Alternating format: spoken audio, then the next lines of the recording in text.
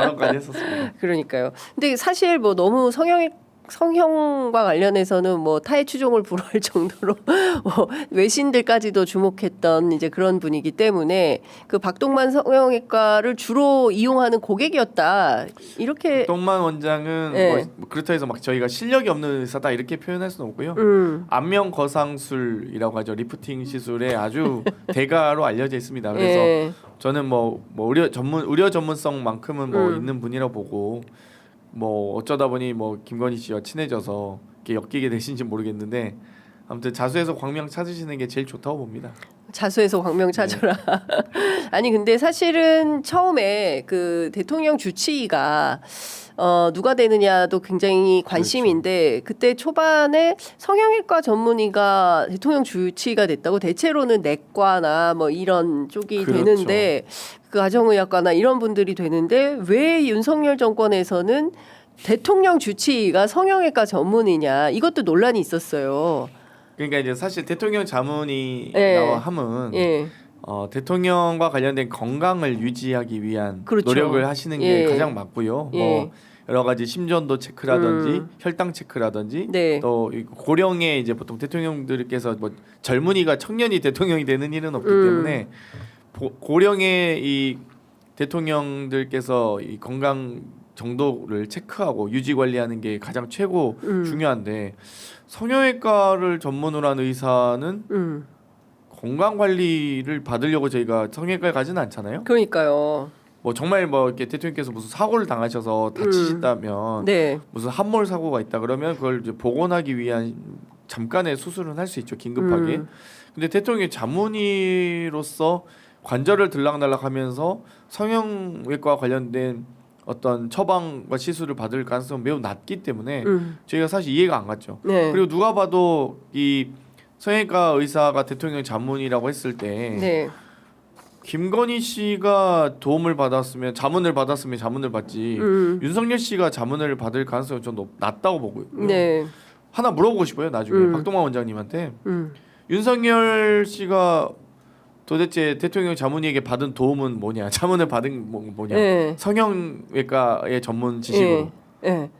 그러니까 뭘까요? 도대체 윤석열 대통령이 어떤 성형 시술을 받으셨는지 궁금합니다. 아니 근데 이런 거잖아요. 그러니까 대체로 그 이게 국민 세금으로 운영이 되는 것이기 때문에 대통령 건강에 대해서 자문을 해주는 자문의가 해야 되는 그게 또 비용을 받을 거 아니겠습니까? 그렇죠. 그리고 그게 다 국민 세금이잖아요. 근데 그걸 만약에 뭐 성형을 하는데 썼다. 특히 이분이 뭐 실버 성형의 전문가로 알려져 있다고 하는데 그러면 무슨 용도였냐 이것도 좀 파볼 필요가 있겠다라는 생각이 좀 드는 거죠.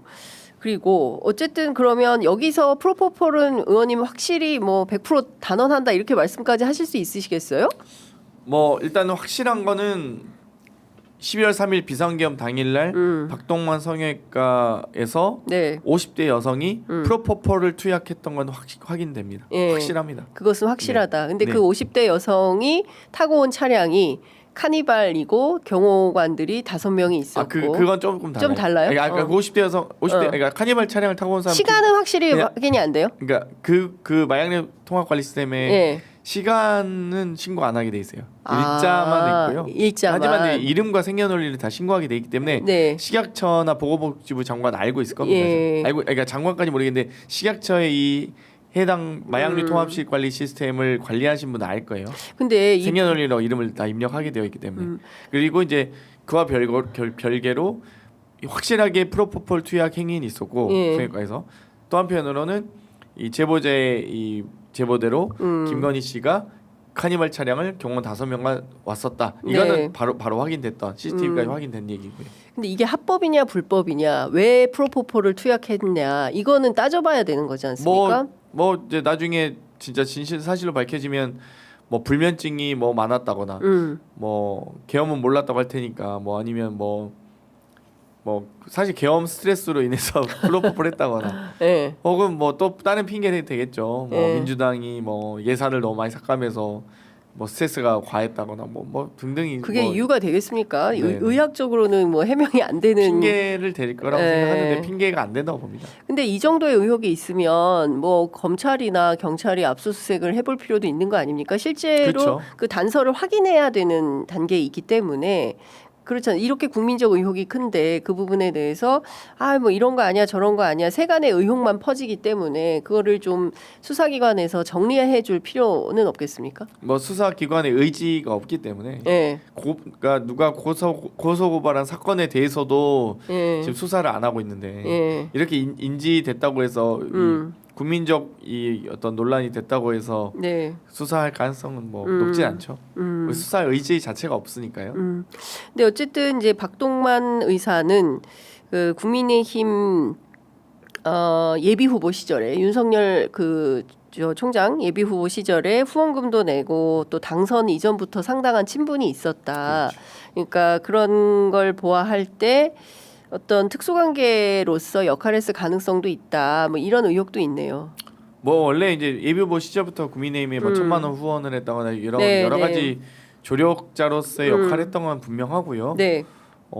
아주 뭐 끈끈한 사이죠. 그렇기 때문에 일반적으로 대통령 자문이라고 하면 대통령의 건강 관리 유지를 위해서 노력할 수 있는 최고의 전문가가 와야 되는데 네.